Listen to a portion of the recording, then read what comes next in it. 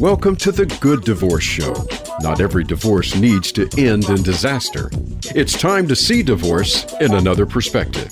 Here to help with that is your host, Karen McNinney. Hello and welcome to the Good Divorce Show. I am your host, Karen McNinney. And today we take a different perspective. We have a lovely guest from the Rocky Mountain Northwest, Elke Govertsen, chatting with us about her journey as a child of divorce. Welcome, Elke. Thank you so much for having me, Karen. I'm very excited to be on your show. Well, thank you for opening up your heart and your story, not only for the parents that might be considering divorce, those that are on the other side of it. I always say it's never too late to have a good divorce. Take us back in time so we can understand the context of where you were in life when your parents announced divorce, your age, and a few of those early stepping stones that you still remember. Yeah, it's a way back story. I was born in Missoula, Montana. My dad was a teacher and my mom was an artist, and I have an older sister. And the four of us lived in a little house, and I have lots of great memories of them together. I don't really have specific memories of fighting, although I kind of think I probably knew that there was some fighting. They separated when I was in, probably kindergarten. So I don't know even my exact age, but I was pretty little, enough that I wasn't tracking when that went from separation to like signed papers or anything. It was, in my world, it was the same thing. Like it was someone moved out, and that was my significant change. So the legal logistics at that age weren't affecting me in any way. Do you have a recollection of the conversation from your parents and how they did it? Yes, I remember we were in our little house. They sat us down.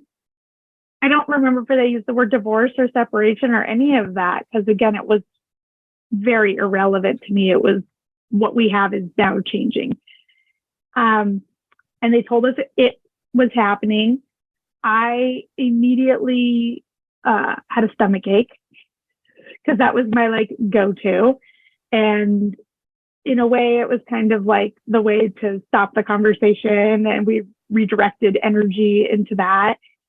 I believe I remember my sister got mad.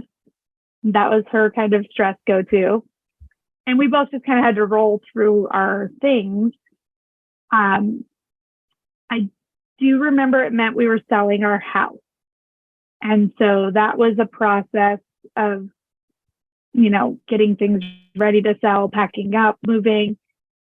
I don't really remember who went where when. I think it wasn't such a distinct line. My parents probably were taking turns with us at the house at that point, enough that we weren't super cognizant. I've heard you, Karen, talk about like the lever and the left, and how the lever has known this thing has been happening to them for a long period of time. The one who's being left is like, wait, why aren't we trying anything new? Mm-hmm. It's interesting, as the child, it was almost just kind of like I was sitting at a train station and trains are coming and going. Right. It was less a single train. So I think that the lines aren't just blurry in my memory. They were probably very blurry in practice too.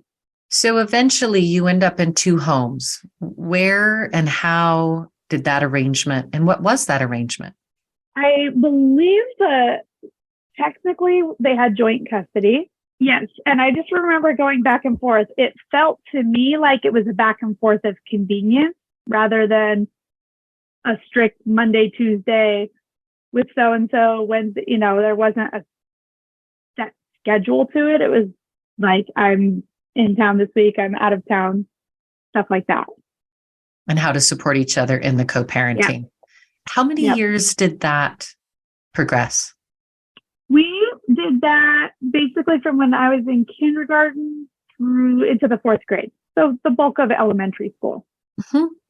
And I've sometimes heard kids say they can feel like a ping pong, or it is just centric to the parents, or it doesn't matter if there's a birthday or a family in town. It sounds like your family and parents co-parenting had a little more fluidity and flexibility. Yeah, it was and remained my entire life very centered on the kids. It was very centered on being good parents. And I'm sure there were side channels and compromises that I wasn't aware of. But from where I sat, it was pretty seamless. And I had friends all through growing up that had divorced parents that like couldn't have dinner together, or they had to have two graduation parties or things like that. And we never, ever had that. As you sit and reflect on that now as an adult, as a parent yourself in a long-term marriage, what would you say to your parents by way of appreciation or advice and how they did in those early years? Oh, it's a great question. I mean, I definitely am appreciative, like, of never having to feel like I had to choose one, or no one was ever bad talking each other. I'm super grateful for that. I think that what I would acknowledge is how much I didn't know, like how much I didn't, at least for me, when I had my own children. I remember looking at my mom one day and being like, oh my God, you were just trying your best all the time, weren't you? Like, that is the theme of parenting. But I think I didn't really get that. Like, I think as a child, it's easy to keep thinking like, well, why would you do this? Or you're doing this wrong, and now that I have teenagers and I'm getting some of that feedback, I'm like, you don't even know. I'm trying. Like, I'm literally trying to help you all the time. And I do think that I can look at my parents now, and because they weren't sharing all that complexity with us or asking us to carry it for them, I mean, there was conflict, clearly. And there were times where there were disagreements. And I remember arguments and fights and things, but they never like broke the family. Oh, that's such a beautiful phrase. As you think about the relationship between both of your parents at that time, and being a child who was actively living not only just in two homes, but it sounds like sometimes your dad was also, like, you were in multiple locations during that time. So there's the change of the actual geographic location, but then there's also, psychic change. Parents parent differently. They have different expectations. And I'm curious how moving from home to home, whether or not there was sort of a unified parenting style, or was it radically different? I think it was more alike than different. I don't know. I think both of my parents were very understanding. Like, neither one of them was ever like this authoritative parent that was going to be really punitive, and the other one was disagreeing with that. I'm sure they had different opinions about certain things, but we're pretty like, we stayed in the same schools. We kept our same friends. Children. Yeah. Right. If you can avoid changing everything, if you can stay in close proximity, if you can maintain the school neighborhood as well as friendships. Did you maybe the traditions changed, but events, activities, birthdays, Christmases? When we were all living in the same town, really, no, we still all had holidays together. There weren't like, dad's Christmas and mom's Christmas, or we're with dad for Christmas, but not when we were in the same town. It was still everyone would kind of come back together. My mom's mother was married 8 times. So she had pretty horrible experiences. It wasn't probably such a confusing thing for her. My dad's parents were married, till they died in their 90s. And so I think he had more probably adapting to do with the concept of not do things together still. I think, again, because they were so anchored on us. I think to answer your earlier question, if I could go back and say something to him, I don't think it's advice as much as just like, I'm so impressed. But I think that decision, however they came to it, and I don't know if they had a counselor or what, but however they came to that decision, they really stuck to it. Yes. And in the 70s, divorce, you were probably more of a minority as a divorced kid in school. That's my recollection of friends that were divorced at that time. It was more rare. And so even a model of what a good divorce and amicable, how, in my words, we always talk about, can we maintain one family that happens to live in two homes? Can that co-parenting relationship still be unified? So in many ways, your parents were radical. They were pioneers. And I love this idea of like, I don't know if it was a conscious choice. It's just who they were as parents and wanting to continue to create consistency for their daughters. So up until fourth grade, maybe 10 years old, I can't remember. How old is a fourth grader? Yeah, 9, 10. 9, 10. Then did something shift? What changed? Yes. My mother got reconnected with her high school sweetheart. Yep. And so I was interested because it wasn't a new partner to her. It was, she was actually engaged to him coming out of high school, and he went to Vietnam. And while he was in Vietnam, he got a Dear John letter from her. And by the time he got back, she had met my dad. And I don't know if they were already married or just together. And so he went back to Vietnam and then moved to Alaska and was a bit of a heartbroken hermit. But his brother worked with my mom and my dad. So he was my stepfather's name is Tom, and he was aware when they got a divorce and started showing back up a little bit and then a little bit more. And eventually they decided to get married, but he was still living in Alaska. So the decision was made that we would spend a summer in Alaska and see how that went. I don't know. It was all in there. We spent a summer there, came back and did a school year, and then moved to Alaska the following year. Well, go ahead. They got married during the summer we spent up there. So they got married, and then my mom and my sister and I said goodbye and came back to Montana. This is a unique story, and it's about to get more interesting. Before we move Elke and her sister and mother to Alaska, what do you remember about your mom speaking to you about Tom and this person? And do you have recollections of how that introduction, I think introducing new partners, opening the circle of the family can be a delicate path, and there's good ways to do it. There's better ways to do it. There's really terrible ways to do it. And do you remember your dad's reaction in any of this? I think they sort of snuck Tom in a little bit, because we knew growing up, Tom's brother had always been around. He and my dad worked together. I knew his kids. We all functioned kind of like cousins growing up. And then all of a sudden it was becoming clear that we were actually going to become cousins. So moving forward, I'll call my stepfather Tom, and I'll call my dad Dad. Dad. That's great. Thank you. Which is what I usually do anyway. And there's no ranking order there. I'm very close with both of them. But, and so I kind of think he probably was at functions or things that we were doing with that family for a while before I really got clued into the fact that he was actually coming around for us. I remember being very resistant to the idea of him at first, even before when we were starting to talk about going to Alaska, it was like sold as we were going to go with, who are now our cousins, but they were a set of brothers. So we were going to go with the boys, and we were going to go to Alaska, and it was, and I think somewhere along the way, probably in Alaska, I was like, wait, why are they in the same room? And why are we in Tom's cabin and not the other cabin? And some of it was a little more indirect. I remember my mom telling us that she was dating Tom and that she was in love with him. I wasn't very into the idea. My dad, wasn't there for that conversation. So I don't know what her conversation with him was.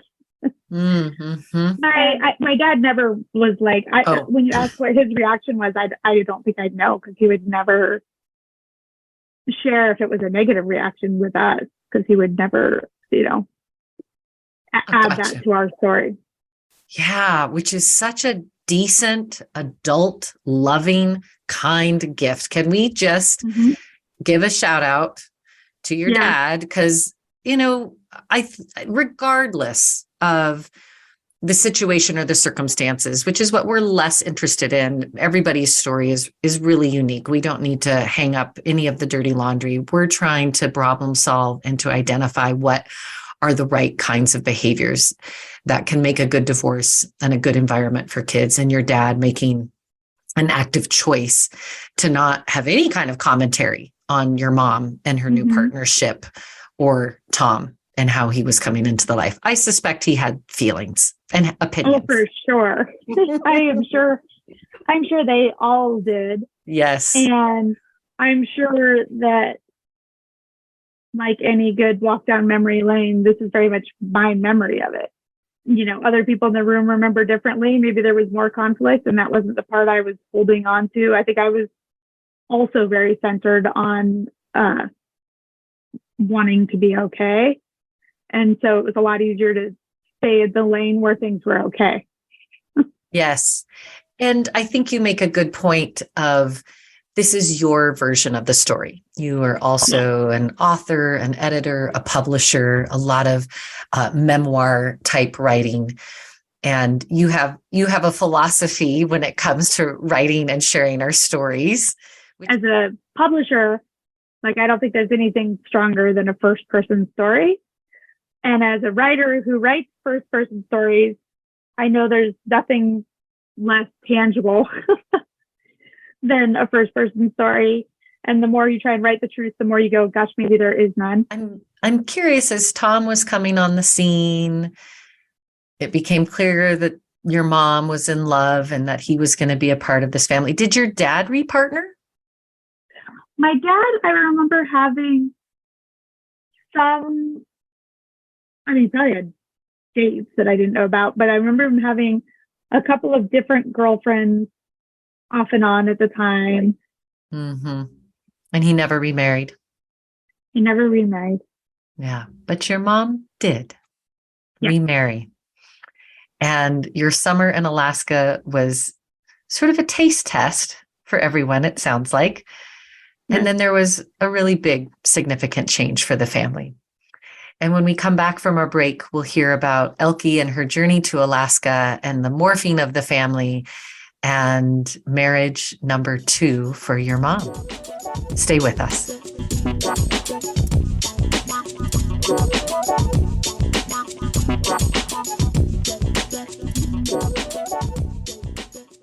Become our friend on Facebook. Post your thoughts about our shows and network on our timeline. Visit facebook.com/Voice America. Before you call the lawyer, call the Good Divorce Coach.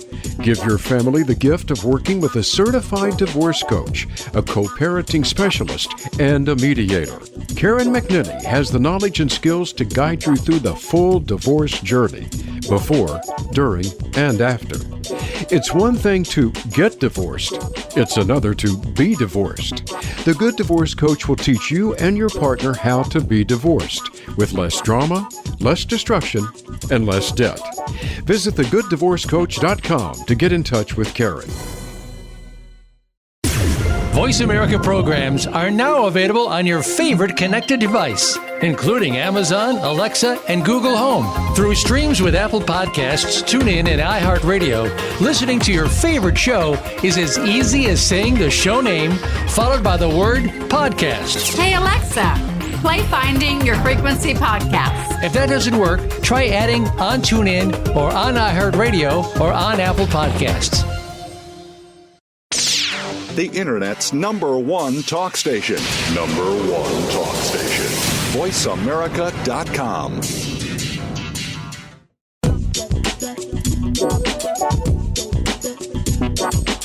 Welcome back to the Good Divorce Show with Karen McNinney. Have a question for Karen or her guests?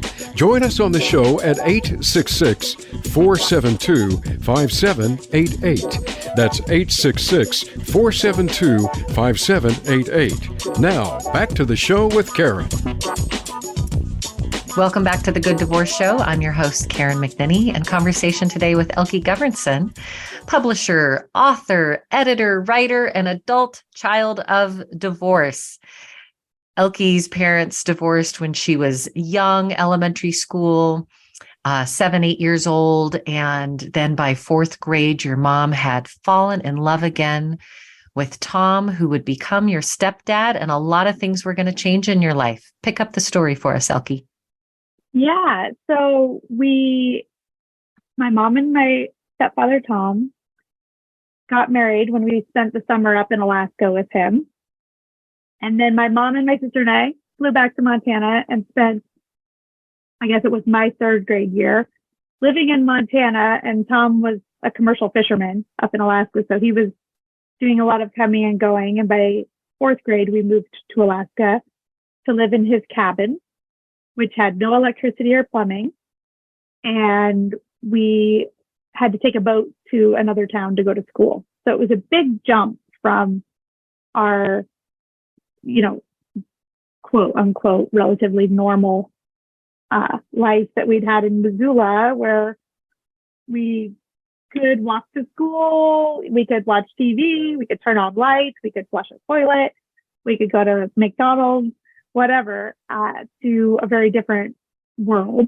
Wow. Yeah. Yeah. I just have to pause on that because it's one thing to just move into 2 homes across town and your lifestyle itself doesn't change too much and you have access to both parents. But now your mom is making the decision not only to move to a very far distant state, but into a very radically different, did you say no running water, no electricity, like off the grid lifestyle? Yep, and no phone. So my dad couldn't reach us either.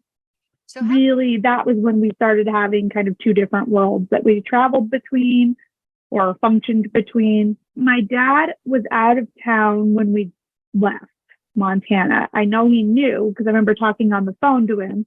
Saying goodbye to my dad wasn't tied with driving away from Missoula either. So there was some elegant design work in there. We settled into, we would come down and spend summers with my dad and 2 weeks at Christmas with him. He was a public school teacher, so that was also time that he had off. And we would spend the school years up in Alaska. And so we had a stable school schedule. It was that way all through high school.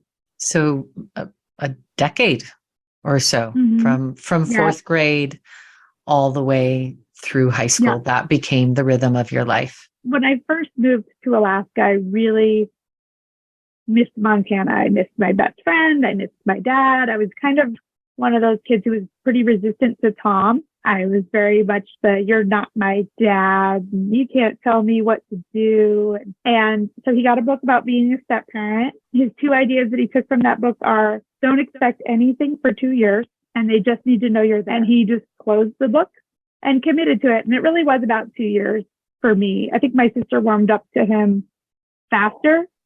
By the time I warmed up to him, I think I warmed up to him harder. But I made him earn it. His second lesson of they just need to know you're there to this day. And now I'm 47 is Tom all the way. He's here visiting us right now. And I know he's there. He's usually after the first call when I need help or ideas or to talk something through. So, for those of you out there getting you're not my parents, there's possibility that it will come through that and you might actually end up being like their person too. I've heard you talk about Tom being your person and a bonus parent in your life. Yes, I always joke that I have 2 teenage sons now. I guess one of them's not even a teenager. I have a 20-year-old and an almost 18-year-old. And I have always jokingly teased that I'm a little sad for them that they won't get to have a stepfather because I like their dad too much. I do feel really fortunate that it was more than 2.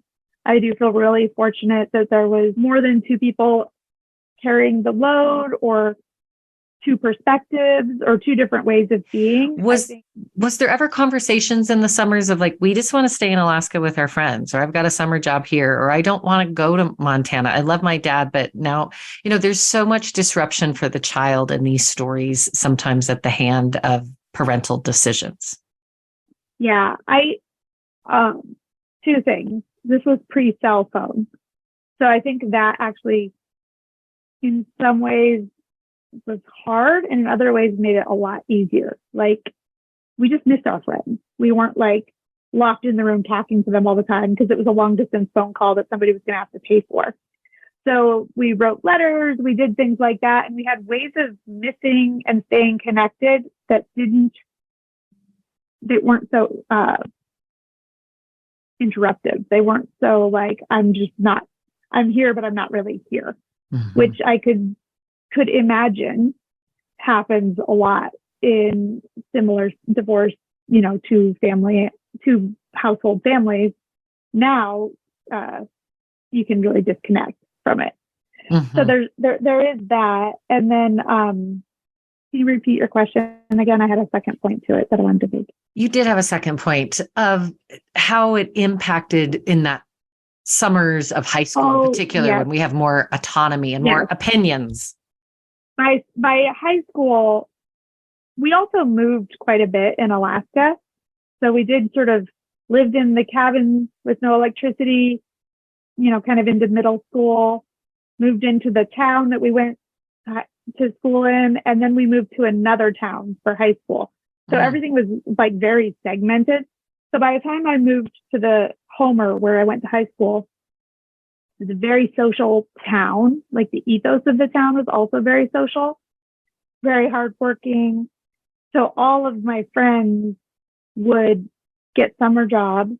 In Alaska, you actually made quite a bit of money as a young person, either fishing or filleting fish or even waitressing, because it was a tourist town. So that was, the whole town was making money in the summer, working really hard and then playing really hard because it didn't really get dark.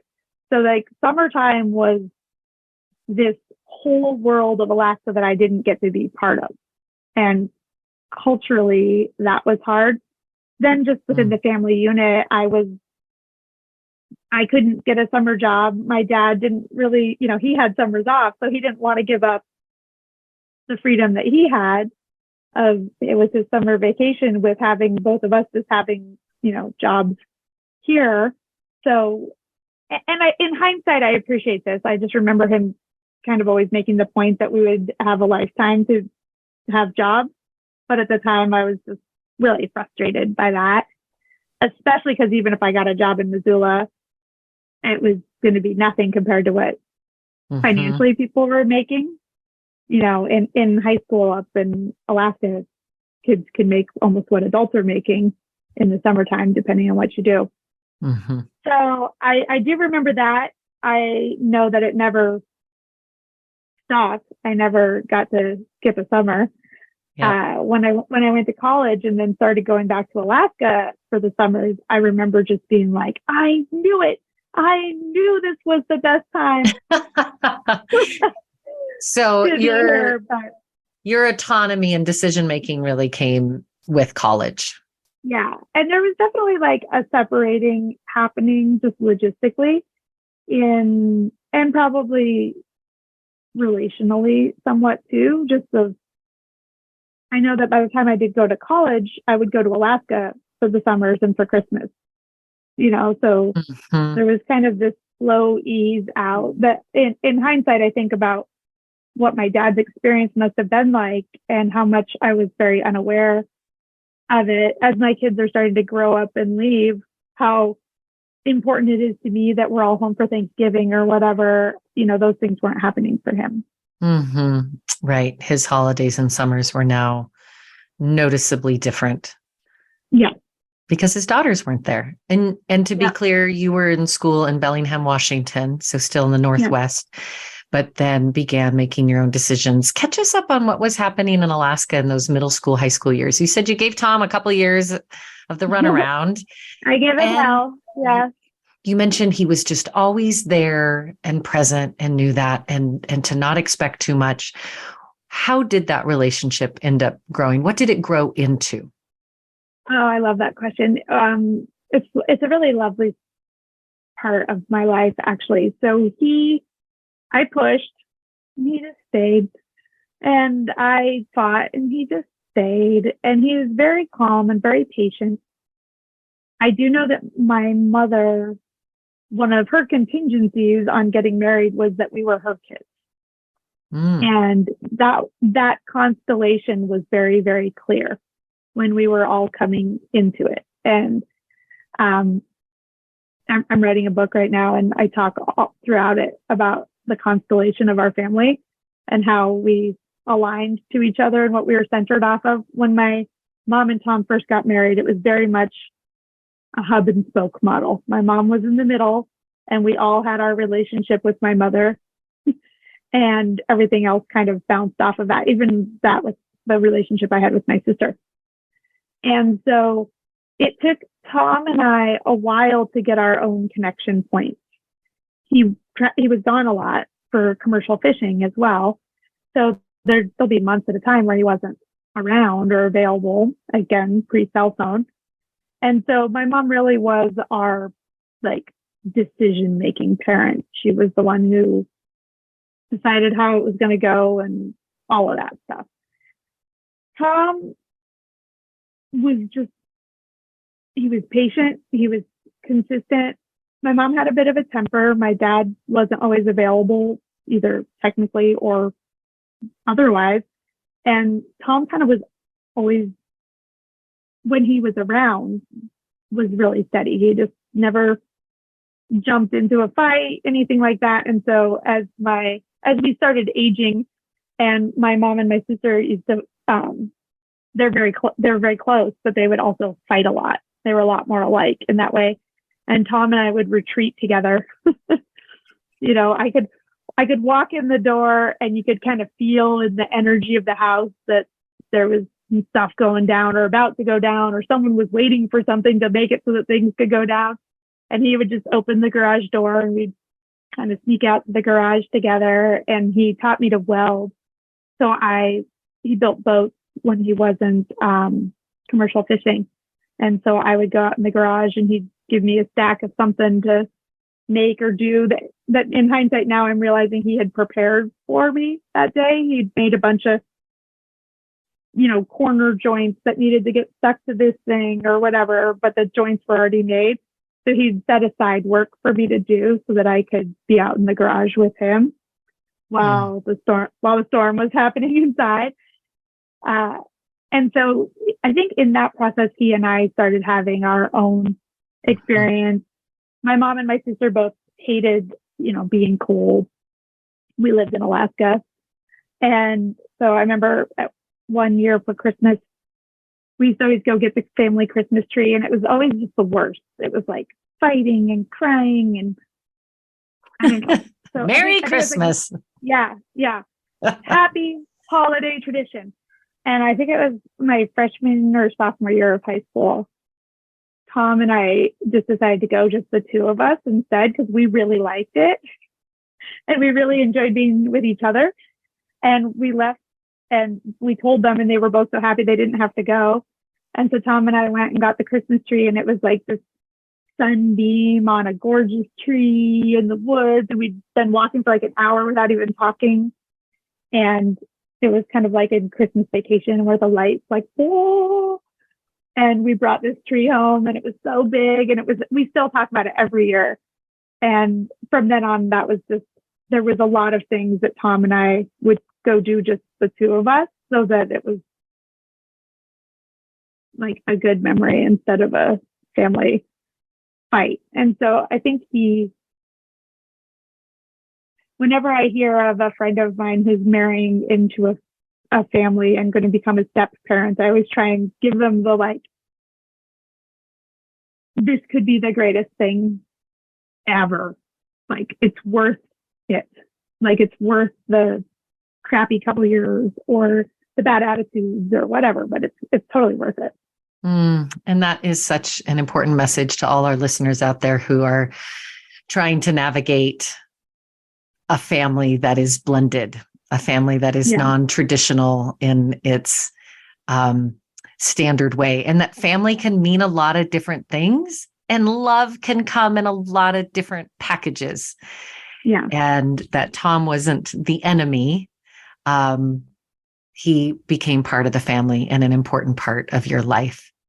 Mhm. When we come back from the break, we're going to hear about the current chapter and where you're living and where all of these characters and family members have shown up, and how the story, again, as I remind our listeners, the decisions we make early on cast a very long shadow in our life. They echo over and over again.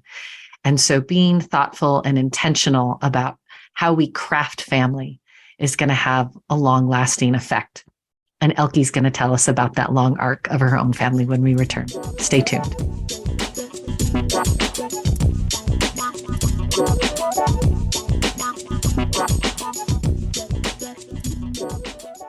Follow us on Twitter at VoiceAmericaTRN. Get the lowdown on guests, new shows, and your favorites. That's VoiceAmericaTRN. Before you call the lawyer, call the Good Divorce Coach. Give your family the gift of working with a certified divorce coach, a co-parenting specialist, and a mediator. Karen McNinney has the knowledge and skills to guide you through the full divorce journey, before, during, and after. It's one thing to get divorced. It's another to be divorced. The Good Divorce Coach will teach you and your partner how to be divorced with less drama, less destruction, and less debt. Visit thegooddivorcecoach.com to get in touch with Karen. Have you become a member yet? Sign up now to become a member of Voice America. It's always free and easy. Plus, you get to take advantage of some great member benefits. Get unlimited access to millions of hours of on-demand content across all of our channels. Keep track of your favorite episodes, shows, and hosts in your own customizable library. Find out what shows you might be interested in based on your favorites. Plus, you get insider access with our newsletter. Membership gives you more. Sign up at voiceamerica.com and click register at the top right.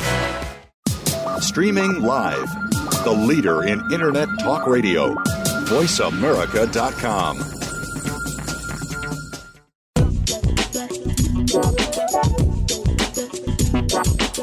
Welcome back to the Good Divorce Show with Karen McNinney. Have a question for Karen or her guests?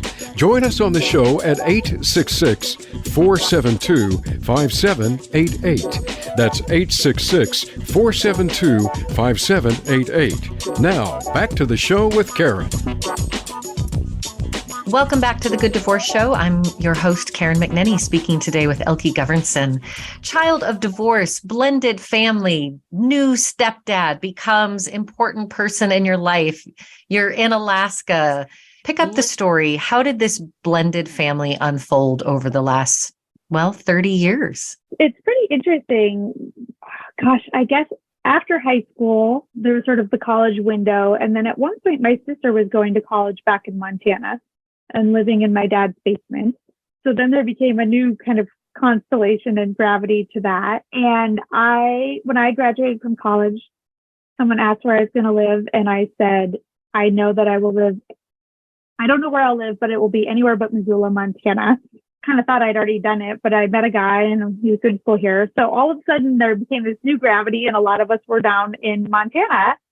And I got pretty sick, and then I also found out I was having a baby. So there was like an illness and a pending grandchild. And somewhere between those two things, my parents, my mom and Tom, decided to get a divorce. So my mom was a little lost and not sure what she was going to do. They still had the house in Alaska. They were in Montana. Then all of a sudden I told her that I was having a baby, and that answered all of her questions. She sold the house in Alaska and moved to Montana. Another divorce and a whole nother flip-flop of geography as to where home was for our family. All of a sudden, I think because I had kids, I became the center. Our family became the center of like Christmas and all of those things. My mom actually lived with us most of the time that she was living in Montana until she died. So we we had that dynamic. I was still incredibly close with Tom. I still am incredibly close with Tom. So he would come and visit for a couple months at a time. I would take my family up to Alaska for a month or two every summer. And my dad was in Missoula and wound up buying a house almost next door. Recall the conversation when your mom and Tom, they had then been married 10, 15 years. Yeah. And they were more, that was actually a much harder divorce for me. I was an adult, which in a way you think would be less hard because it wasn't impacting my day to day or where am I going to live or, things like that. But I was so much more aware of the significance of it and the pain that they were going through.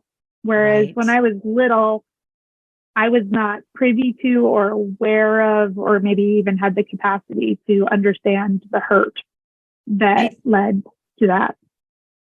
I think there is a misnomer often amongst people contemplating divorce that the mantra begins, stay for the kids, stay for the kids. We'll wait till they launch. We'll wait till they get to college. We'll wait till they're on their own.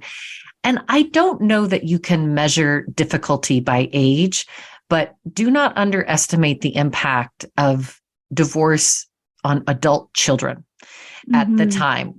And my theory is that you then take that family constellation you spoke about and you rearrange it again, but now we don't actually have a construct in which to know how to negotiate those relationships and where do I go for Christmas and who is my person that I call and how do they all get along now that I have these two father figures. Neither one of them is anymore married to my mother, but all three of them are deeply intertwined in your life. Yeah. And each other's lives. It was really confusing at the time, but I remember someone asking me like, oh, do you think you'll keep in touch with Tom? And I just was so confused by that question because up until they asked me that, it had not occurred to me 1 second, the optionality of that relationship in particular, that somewhere in the societal mind, because he was a step parent, he could stop being a step parent. Right. And now that they're... Yeah. Whereas that was never the question with a biological parent, right? In a divorce. And I remember just being like, of course, what are you talking about? And then I had this moment of oh shit. What if he doesn't want that? And it was, which wasn't the case, but it was because it was such a shocking question to me. And I'm sorry, I just swore on your podcast, but it was cold water splashed on me and it was not the case at all. And so as my mom and Tom got their divorce, I think we went back to that moment a lot when we were talking about what we could have between the two of us that wasn't that constellation. And at this time, your mom was living with you. You were maintaining a relationship with Tom. Your dad was living in the house literally around the corner.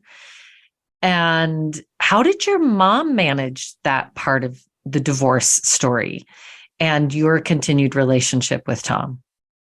I think it was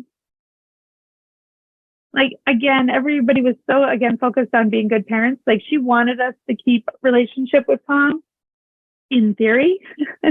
And then I think when I would pack up the kids and we'd go spend a month with them in Alaska and she missed her grandsons and she missed me, maybe she felt a little less passionate about that. But I think if anything, at that point, Tom was the one who had decided to get the divorce. Even though she had talked about it before he did, I do think it's a bit of a hot potato game of, even though she had expressed wanting it when he was the one who did it, she spent a couple years being really brokenhearted and feeling like she was left and unworthy. And so that was a very complicated time for me to straddle everybody's sensitivities or insensitivities. And I was an adult at this point with kids of my own. So I was much clearer about what was going on behind the scenes outside of the singular family structure. So I did see a lot more of the pain and the hurt in that one. my mom was always in ways the glue and in other ways the dynamite. And she'd kind of blow it up and pull it back together a lot. And she was the glue in that we were all so deeply committed to her, whether it was my dad or Tom or my sister or myself.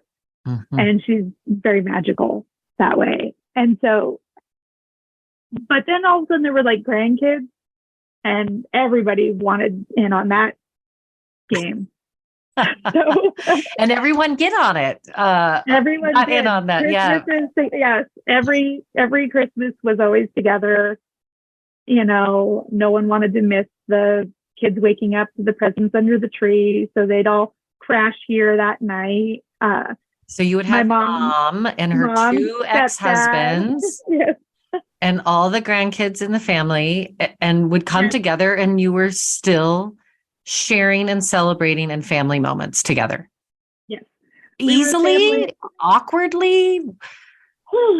Did it evolve over time? So, you know, I mean, easily in the decision. You know, I think that the hardest part was that, you know, my husband also has a family, and we still tended to anchor more towards on holidays here.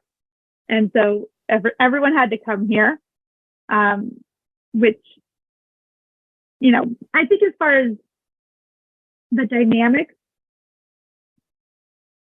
the awkward dynamics in our family have nothing to do with who's married to who.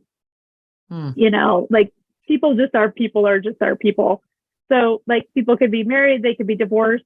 These two people get along really well. These two people don't. This person always stands in the way of everyone in the kitchen. This person knows how to move out of the way in the kitchen. You know, it's like none of that's about being married. It's just about familying as a verb. And relationships, just the complexity and stickiness of relationships.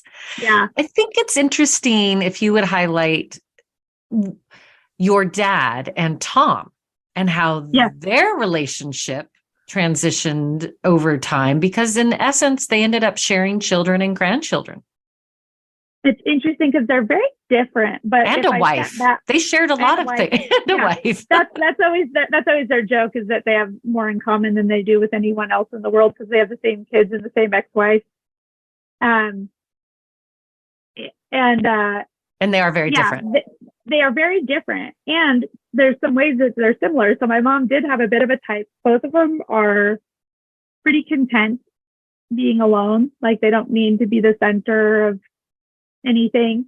They're both very kind, like unflinchingly kind, and both like probably like anchored in some sort of service or teacher archetype. Mm-hmm. And so they have some things that are very similar. They get along very well.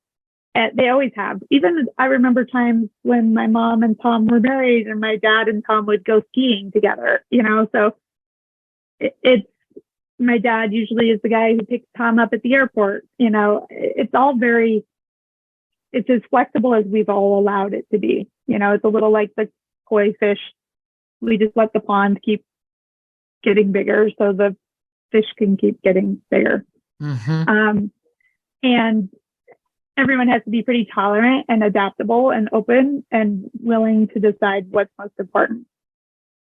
Yes. And I'm reminded, well, you're a storyteller, Elke. That is one of your superpowers. You've overseen a parenting magazine. You're writing a memoir at this time. And I'm reminded as you tell this story that indeed it is just another story. And your dad choosing, I'll go to the airport, and Tom choosing, I'm going to go ski with my wife's ex-husband, or these children we all love, that everybody brings just more love to the pond. It's beautiful. Yeah. And that's the story that we can choose. Yeah.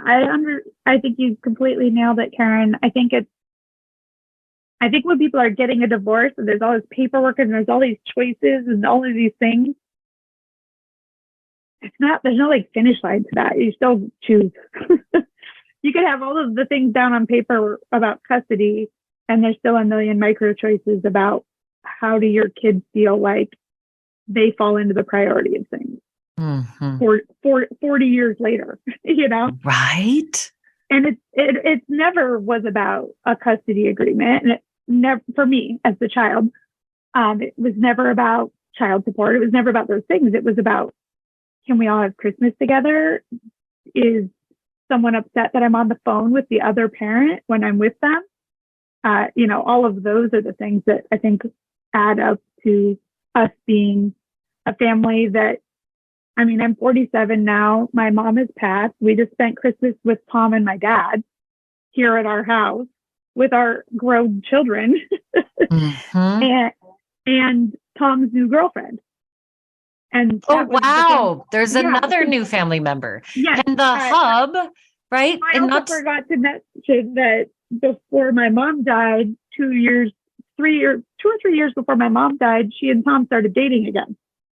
So by the time those two were basically on again, off again from their early teens till she died in her 70s. And it was a hot potato game of if it was going to be a happy ending or a sad ending to the love story. And they were in love when she died. And Tom was a huge part of it was basically, Tom and I did a lot of hospice work together doing that journey.